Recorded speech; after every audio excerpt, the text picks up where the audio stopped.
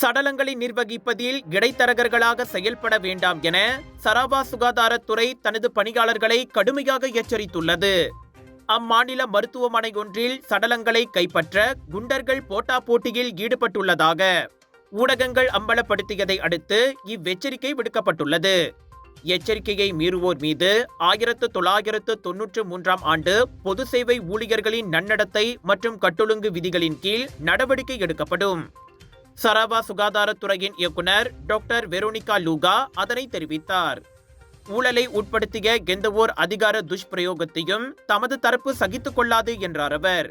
அதே சமயம் மருத்துவமனைகளில் சடலங்களை நிர்வகிக்கும் பொறுப்பும் உரிமையும் முழுக்க வாரிசுதாரர் மற்றும் குடும்பங்களுக்கு மட்டுமே உண்டு என்பதையும் அவர் சுட்டிக்காட்டினார்.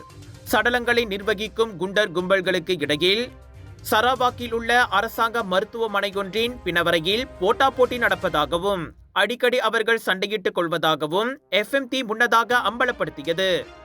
இறப்பு அறிவிக்கப்பட்ட உடனேயே அல்லது சில சமயங்களில் முன்கூட்டியே அங்கு வந்து நின்று கொண்டு இறப்பு வீட்டாரை வற்புறுத்தி தங்கள் சேவையை பெற வைப்பதை அக்கும்பல்கள் ஒரு வேலையாகவே கொண்டுள்ளன. துக்கத்தில் இருப்பதால் இறுதி சடங்குகளை கவனிக்கும் பொறுப்புகளை வேறு வழியின்றி அக்கும்பல்களிடமே குடும்பத்தார் ஒப்படைக்கின்றனர்.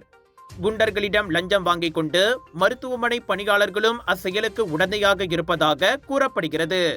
டாக்டர் அப்பாராவ் சன்னாசையின் த ரப்பர் எஸ்டேட் பாய், பால்வெட்டியின் மகன், பல்கலைக்கழக விரிவுரையாளரான சுயசரிதை. இவரின் மகள் டாக்டர் நிஷாந்தி அப்பாராவ் கைவண்ணத்தில் உருவான டிவினிட்டி இன் டைவர்சிட்டி 108 இந்து தெய்வங்களின் சுருக்க கதை. தந்தை மகள் படித்திருக்கும் இந்த சிறப்புமிகு நூல்களை உடனே வாங்கி படியுங்கள். Hidup banyak cabaran? Mesti boleh.